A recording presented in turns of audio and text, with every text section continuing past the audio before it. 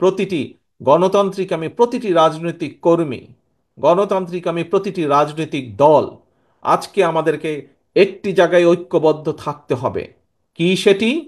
এই যে পালিয়ে যাওয়া স্বৈরাচার, ভারতে যেই স্বৈরাচার পালিয়ে গিয়েছে, তাকে এই বিচারের আওতায় আনতে হবে।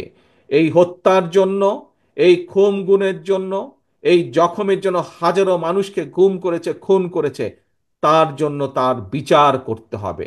তাকে কোনোভাবেই ছেড়ে দেওয়া যাবে না। এই হত্যার দায় দায়িত্ব তার, এই পালিয়ে যাওয়া স্বৈরাচারের, তার বিচার করতে হবে।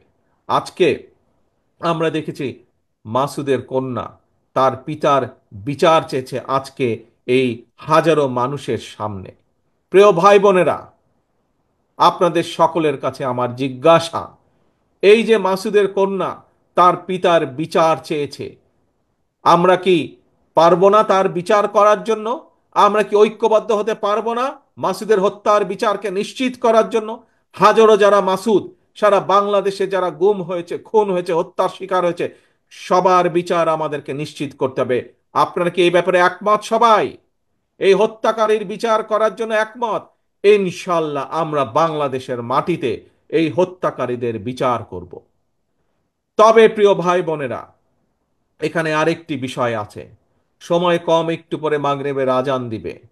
আজ মাসুদ সহ হাজারো মানুষ যারা দেশের মানুষের অধিকারকে প্রতিষ্ঠিত করার জন্য নিজের জীবনকে উৎসর্গ করেছে, যারা চেয়েছিল বাংলাদেশে মানুষের অধিকার প্রতিষ্ঠিত হোক, সেটি রাজনৈতিক অধিকার হোক এবং সেটি অর্থনৈতিক অধিকার হোক, অর্থাৎ এই দেশের মানুষ যাতে সঠিকভাবে শিক্ষা পায়, এই দেশের মানুষ যাতে সঠিকভাবে চিকিৎসার সেবা পায়, এই দেশের মানুষ যাতে বিচারালয় সঠিকভাবে বিচার পায়, এই দেশের সন্তানেরা, এই দেশের যুবকেরা যাতে যখন কর্মসংস্থানের বিষয়ে আসবে, সময় আসবে, তখন যাতে তারা যাতে সঠিকভাবে কর্মসংস্থানের ব্যবস্থা করতে পারে, মানুষ যাতে রাস্তাঘাটে নিরাপদে চলতে পারে, মানুষ যাতে অ্যাক্সিডেন্টে, এই যে হর হামেশা অ্যাক্সিডেন্ট হয়ে বাসে ট্রাকে করে বহু মানুষ মারা যাচ্ছে, এটি যাতে গতিরোধ হয়।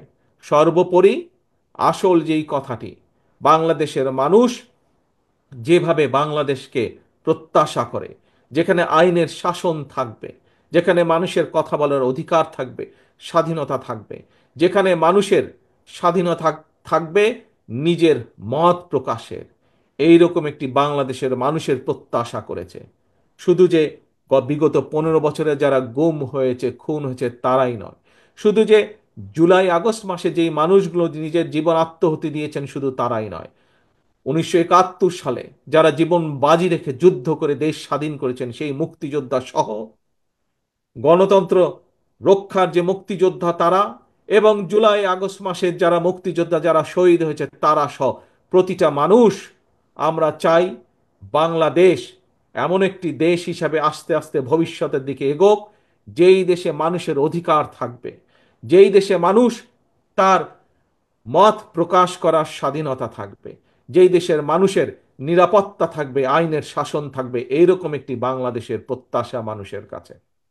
আসুন, আজকে আমাদেরকে যদি মাসুদ সহ হাজারো মানুষ যারা শহীদ হয়েছে, তাদের আত্মার যদি মর্যাদা দিতে হয়, তাদের এই আত্মহুতির যদি মর্যাদা দিতে হয়, তাহলে এখন সময় এসেছে, সামনের দিকে আমাদেরকে বাংলাদেশকে গড়ে তুলতে হবে।